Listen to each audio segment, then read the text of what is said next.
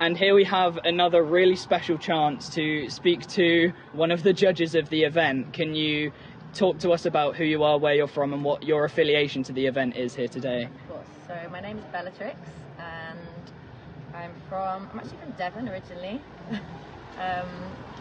And then, yeah, I moved to Bristol when I was a teenager, and then moved to London when I was 18, and have been there ever since, which is lots of years now. I've been asked to judge by ABH, who's a dear old friend of mine, through the beatboxing community.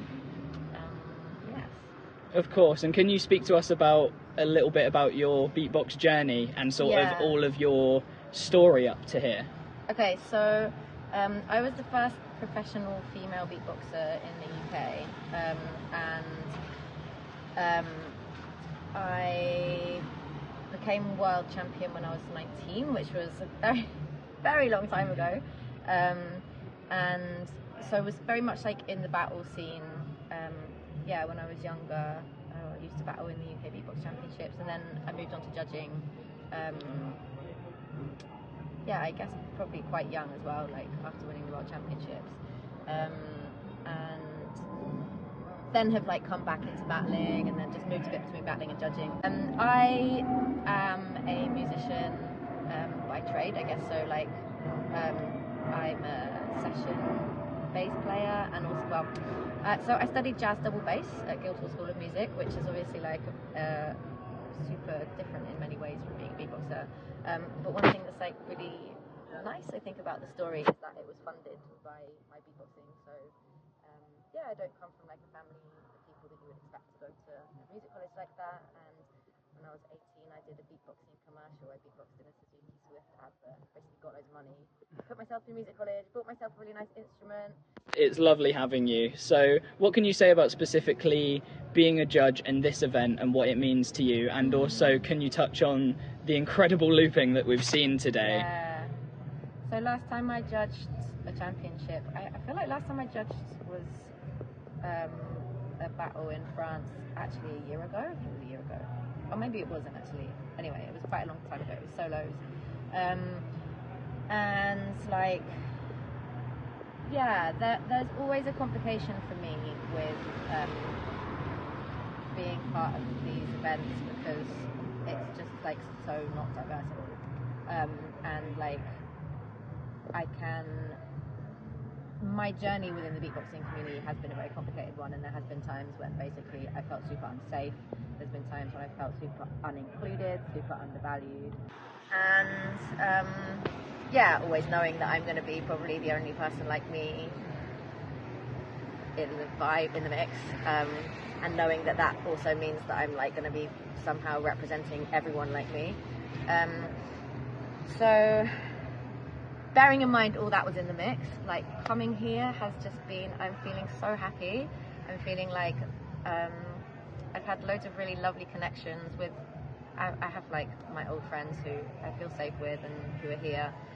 Lovely to catch up with old people, and also it's been just so nice to meet loads of younger folks, new folks, and just feel like a real softness and a real, probably I'd say like lack of bravado, which is something that feels a little bit different. Regarding the looping competition, like there's just so much, I guess there's just like so much to say. The level is pretty mind-blowing.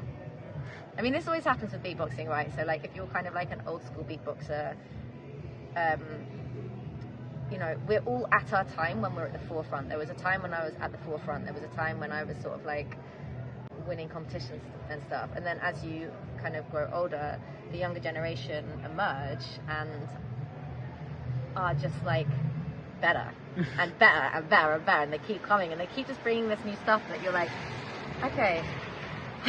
As a beatboxer, one thing that non-beatboxers say is like, oh wow, I can't believe that you're making all these sounds with your mouth. And it's so funny, like hearing myself think like, to these younger beatboxers, wow, I can't believe you're making all these sounds with your mouth. And yeah, it's the same thing with the looping. Like I am absolutely astounded at the progression that I'm seeing with what's being done with the machines, and also creatively.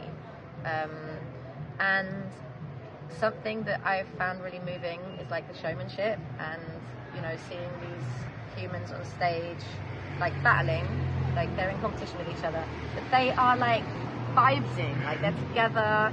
Like I'm not getting ego, and I'm not getting bravado, and that is something that like has been and like is a part of like can really be a part of these spaces, and it's just been so beautiful to see, just to see these people just loving each other and sharing their creativity. It's amazing. It's always such a novelty to be able to see everyone's individual style and how they emotionally connect to beatbox. So with you specifically, how would you describe your beatboxing style? I don't really know how. I don't know. I don't really answer the question. I guess like, can I pass on that question? Yeah, of course. Sometimes it's inarticulatable. It's inarticulatable. Most definitely. So finally, can you give us a musical representation of said inarticulatable style and give us a beat? Okay.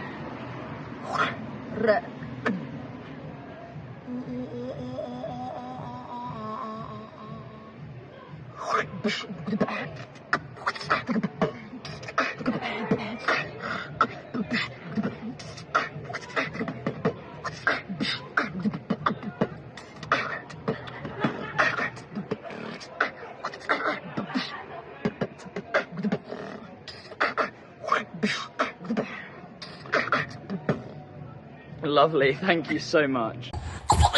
NUE, let's go.